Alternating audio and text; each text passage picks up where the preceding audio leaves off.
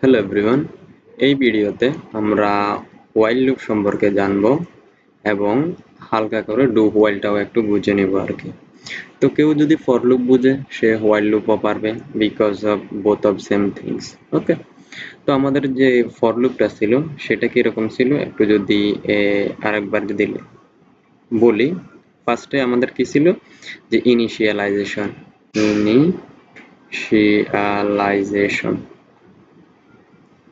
এরপরে আছে সেমিক্লোন, এরপরে হচ্ছে আমাদের কি কন্ডিশন, এরপরে আবার সেমিক্লোন, এরপরে আছে ইনক্রিমেন্ট। আমি আই দ্বারা ইনক্রিমেন্ট বুঝাইতেছি স্ল্যাশ ডি দ্বারা ডিক্রিমেন্ট বুঝাইতেছি। ওকে, এরপরে ব্লকের মধ্যে কি হয় আমাদের কাজটা হয় যে আমরা আসলে কি কাজ করব ওই জিনিসটা আমাদের ভিতর হয়। তো হোয়াইল লুপটাও অলমোস্ট সেম যদি বলি। তো হোয়াইল লুপের প্রথমে কি লিখবো, হোয়াইলটা লিখবো, এরপর এর ভিতরে কন্ডিশনটা লিখবো। এর এখানে কোনো ইনিশিয়ালাইজেশন ইনক্রিমেন্ট ডিক্রিমেন্ট হবে না, ঠিক আছে। হোয়াইলের ভিতরে শুধুমাত্র কন্ডিশনটা হয়। এখন বলতে পারো যে ভাই তাহলে ইনক্রিমেন্ট ডিক্রিমেন্ট এরপরে ইনিশিয়ালাইজেশন এগুলা কোথায় হবে, ঠিক আছে। তো এই হোয়াইল লুপের উপরের কোনো একটা জায়গায় ইনিশিয়ালাইজেশনটা হয়ে যায়, ইনিশিয়ালাইজেশন হোয়াইল লুপের উপরে কোনো একটা জায়গায় ইনিশিয়ালাইজেশনটা হয়ে যায়। এরপরে হোয়াইল লুপের ভিতরে মানে এই যে হোয়াইল লিখি ফার্স্ট ব্র্যাকেটের মধ্যে কন্ডিশনটা হয় অ্যান্ড দেন ব্লকটা ইউজ করা হয়, ব্লকের মধ্যে এখানে কাজটা হয়। তো এখন বুঝলাম যে ইনিশিয়ালাইজেশন গেল, কন্ডিশনটাও গেল। এখন ইনক্রিমেন্ট ডিক্রিমেন্ট কোথায়? ইনক্রিমেন্ট ডিক্রিমেন্ট হোয়াইল লুপের সবাই শেষে হয়, ঠিক আছে। ইনক্রিমেন্ট ডিক্রিমেন্ট কাজের শেষে বা এমন একটা জায়গায় হয় যেই জায়গায় কাজটা আমাদের হয়ে যাবে এবং ইনক্রিমেন্ট ডিক্রিমেন্টও হবে, অর্থাৎ এমন জায়গায় হবে যেখানে আমাদের কাজের কোনো হ্যাম্পার হবে না এবং ইনক্রিমেন্ট ডিক্রিমেন্টটাও হয়ে যাবে, ওইরকম একটা জায়গায় হয়, ঠিক আছে। তো এটাকে যদি একটু কোডে দেখে নিই,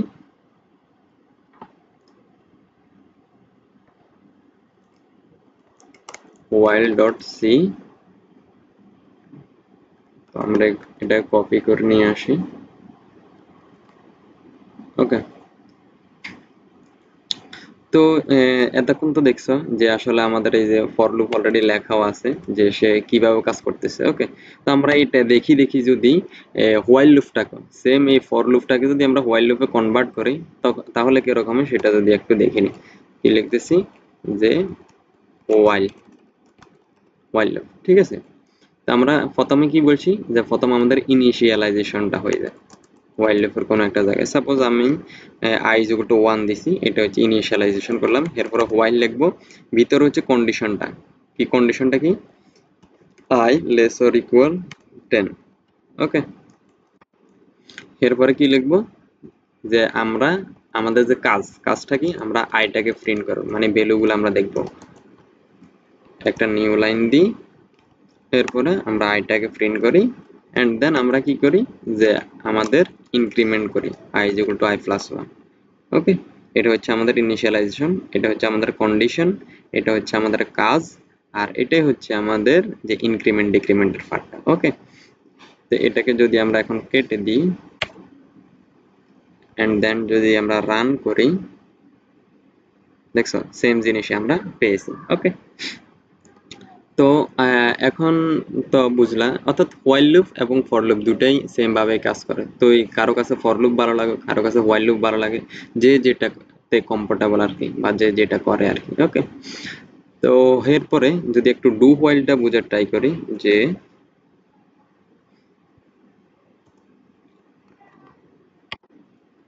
ডু হোয়াইল,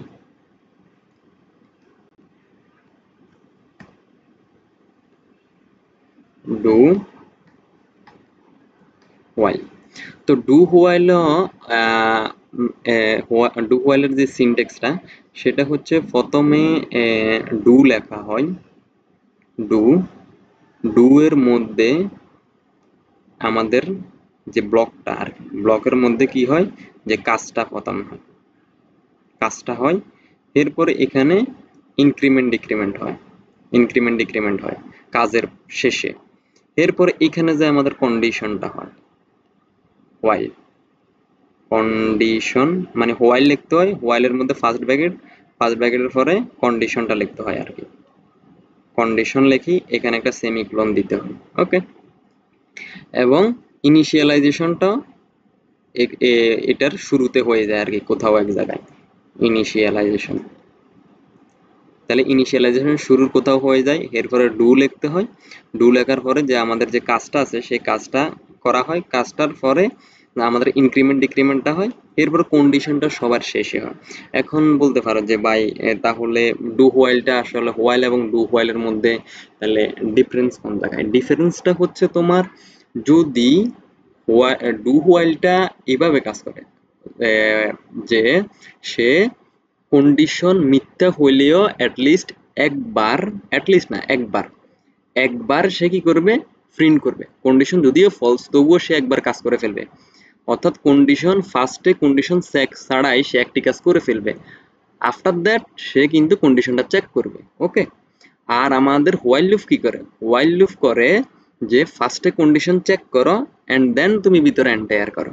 ওকে, তো এটাকে যদি একটু কোডে দেখি, যে সাপোজ আমরা এটাকে কপি করে নিই,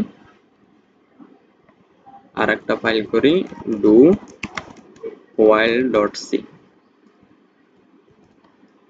তো আমরা এই হোয়াইল লুপটাকে যদি ডু হোয়াইলে কনভার্ট করি, ঠিক আছে, হোয়াইল লুপটাকে যদি ডু হোয়াইল, তো ফার্স্ট আমাদের কি হয় যে ইনিশিয়ালাইজেশন হয় i is equal to 1 থেকে সাপোজ, এরপর আমরা কি লিখতে হয় যে ডু লিখতে হয়। ওকে, আমরা অটো দিব না, ডু লিখতে হয়।